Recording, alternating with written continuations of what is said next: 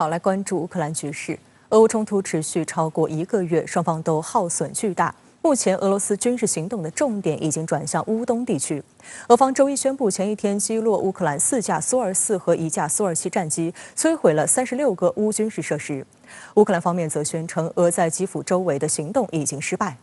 与此同时，新一轮俄乌谈判将于周二在土耳其伊斯坦布尔举行。乌克兰总统泽连斯基首次松口，愿就乌保持中立地位进行磋商，但未就非军事化表态。他也强调，乌克兰国家主权和领土完整是不容置疑的。乌克兰军队在首都基辅市郊一个被战火摧残的村落巡逻，士兵开走俄罗斯军队放弃的坦克。乌克兰总统泽连斯基周日与波兰总统杜达通话，对东欧国家装备的苏制战斗机尚未移交给乌克兰表示失望。泽连斯基称，波兰和美国都说准备就飞机移交问题做出决定，但美国却拒绝了波兰向驻德美军基地转移米格29战斗机的提议。与此同时，乌克兰空军发言人伊格纳特对路透社表示，乌克兰现在需要美国制造的 F-15和 F-16战机，以补充乌空军装备的老式苏27和米格29战机。伊格纳特还强调，不会要求更多的东西，比如美国的 F-35隐身战机。泽连斯基上周四还呼吁北约将其所有坦克和飞机的1%提供给乌克兰。不过，根据全球数据统计公司 Statista 提供的最新数据，当前北约一共有2万架军用飞机，美国的军机数量最多，为13247架。如果按照军机种类来算，北约军机数量最多是非武装直升机7126架，战斗机和截击机仅有3527架，其余的都是运输机、武装直升机和特种飞机等。按照北约2万架军机总量来算，乌克兰要求的1%仅相当于200架，而北约方面估计，目前部署在乌克兰附近的俄罗斯军机就在300架以上，其中以战斗机和攻击机等进攻性机种为主。而如果是以军机种类来算，北约3500架战斗机的1%仅有35架，这个数字也就只比波兰考虑让美国转交的老式米格29战机稍微多一点。实际上，北约向乌克兰提供的军援主要是各种单兵导弹和轻武器，但也已经用尽了库存。在上周四北约峰会后发表的联合声明中，北约确定将继续对乌克兰提供军事援助，但仅包括反坦克武器、防空武器和无人机，以及防生化武器和防核武器的装备，唯独没有乌克兰心心念念的战斗机和坦克。乌方得到这种北约的直接的，尤其是战机的这种援助还是很难的。那么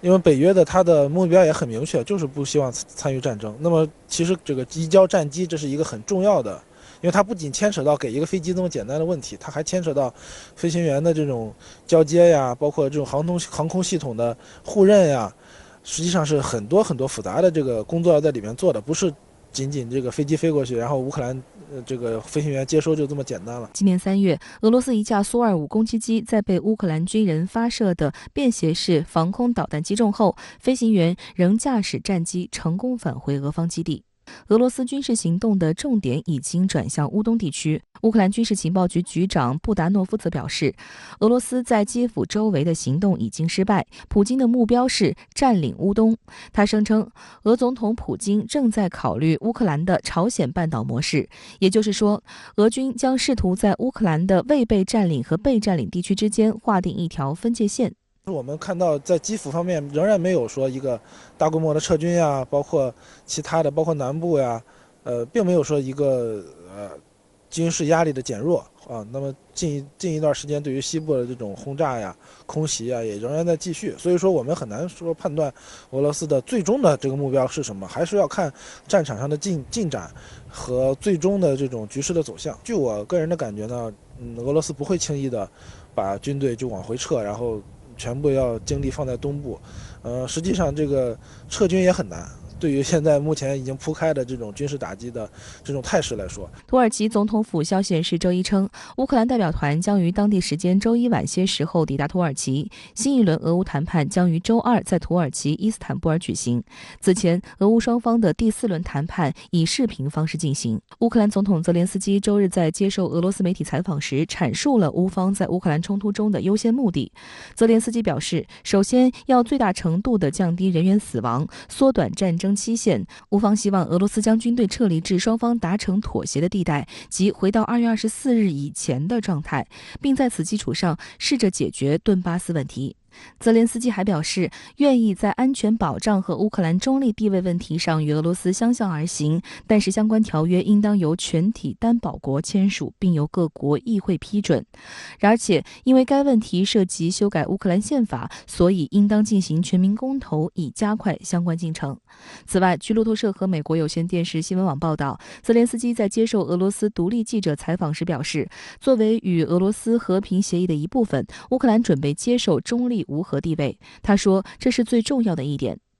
俄罗斯外长拉夫罗夫周一表示，俄方希望俄乌谈判能够取得成功。他强调，俄罗斯有义务保障顿巴斯人民不受到基辅当局的伤害。乌克兰不加入北约，非军事化和去纳粹化是谈判必须要谈的问题。拉夫罗夫说，俄总统普京从未拒绝与乌克兰总统泽连斯基见面，但现在为交换意见进行的会面将产生反作用，需等待谈判达成协议。乌东的这个地位如何的决定，是否是这个划归俄罗斯，还是说还继续留在乌克兰的这个管辖之内，这其实都是双方一个很重要的分歧。那就更不用说这个克里米亚。所以说短期之内就这么多分歧要有一个突破的话还是很难的。这需要双方，一是这个领导人的政治决断，另外一个需要双方这个政府层面、社会层面的普遍认可。